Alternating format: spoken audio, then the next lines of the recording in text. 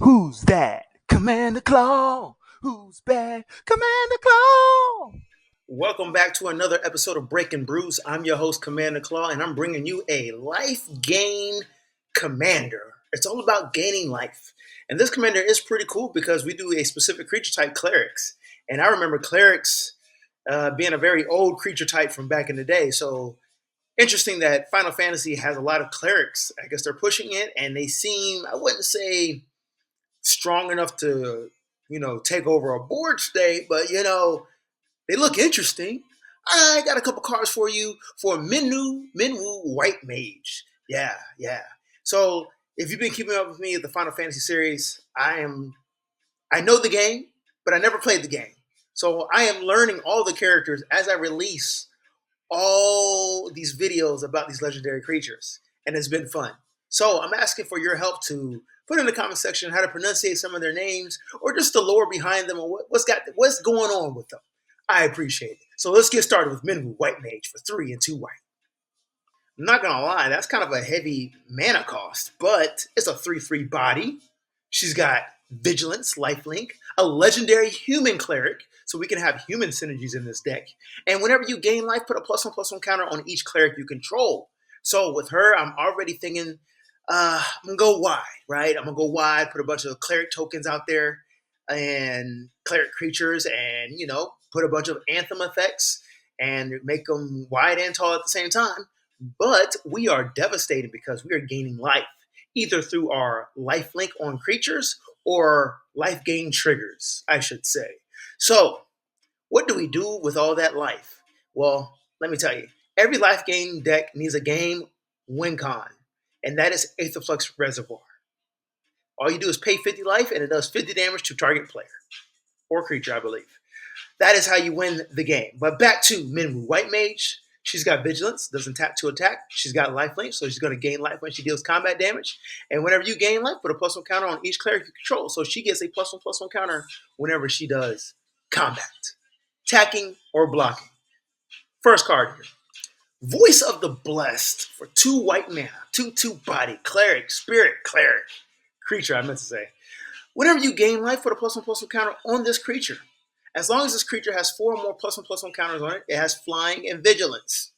As long as this creature has 10 or more counters on it, +1/+1 counters, it has indestructible. So this could be a massive white beater. Yeah. You're going to be gaining life anyway. This creature does need lifelink, so you can get the 10 counters quickly, but your opponents will not let you do that. I guarantee it.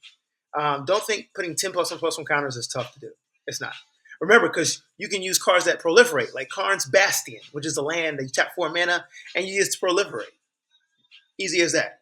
And there's a bunch of whiteness and spells that proliferate, so you can put +1/+1 counters.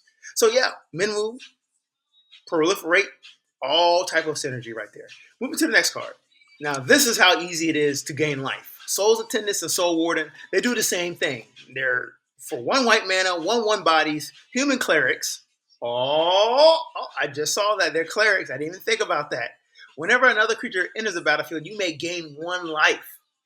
Okay, so I'm now thinking about that. I just really read that and just kind of shocked. So, let's say you have Soul Warden out and Minwu, and your opponents are dropping creatures on the battlefield. You're gaining life, triggering Minwu, and triggering your Soul Warden. So you're gaining a life and putting a +1/+1 counter on Soul Warden or Soul Attendant. Like they need +1/+1 counters to get bigger. Oh man. Then you can put lifelink on them through either aura enchantments or artifact equipments. This is kind of nasty now that I'm thinking about it. Moving on. So we got Elenda's Hierophant for 2 and a white mana, 1/1 body, vampire cleric. It has flying. Okay. Whenever you gain life, put a +1/+1 counter on Elenda's Hierophant. When Elenda's Hierophant dies, create X/1/1 white vampire creature tokens with lifelink, where X is its power. Okay. So the floor, it is a 1/1 flyer. But you're in a life gain deck, so guess what? You're going to be putting +1/+1 counters. It can become a big flying vampire beater. That is a possibility. The ceiling is if it dies, you get that many 1/1 white vampire creature tokens with lifelink equal to its power. So this is more opportunity to gain life in a Lifegain deck, creating 1/1 vampires. Only way to stop this is exiling it. Exiling it. That is a good card. Moving on.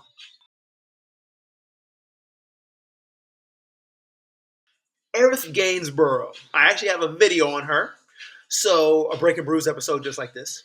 For 2 and a white, 2/2 body, human cleric, legendary creature.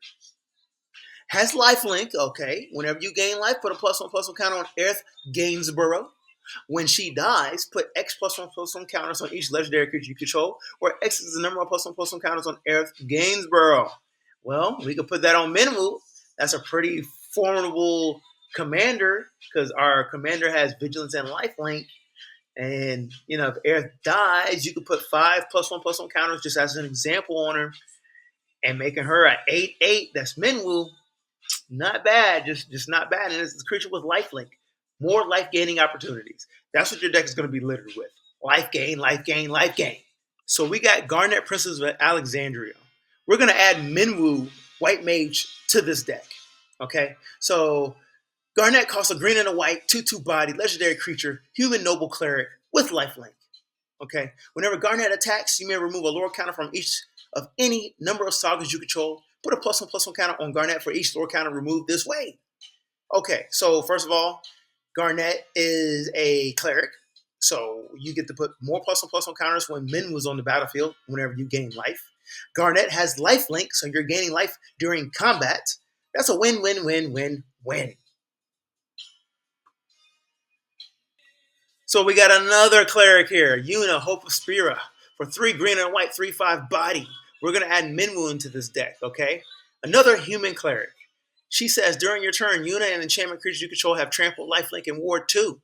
At the beginning of your end step, return up to 1 target enchantment card from your graveyard to the battlefield with a finality counter on it. So, this is another cleric that is protecting all those enchantment summon creatures out there. Like Bahamut. I always say that name wrong. Bahamut. Let me know in the comments how to pronunciate that. Bahamut? I should just YouTube it. But anyway, those enchantment summons are protected and they get monsters because they have trample and lifelink and war 2. Another way to gain life, once you have Minwu on the battlefield, also you're gaining life and putting +1/+1 counters on clerics, but your cleric most likely will be Yuna, making her a big bad creature herself. Win-win-win. Thank you for watching this video on Minwu White Mage. It's a nice creature in the 99 after I've talked about it a little bit, right?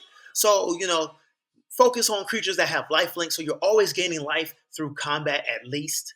But there's other cards that have life gain triggers either through like at the beginning of combat, end step, or when a creature enters the battlefield, like Souls Primate, Souls Attendants, whatever it is. Stuff like that. So, hey, let me know in the comment section below of any other cards that work well with this commander. Peace.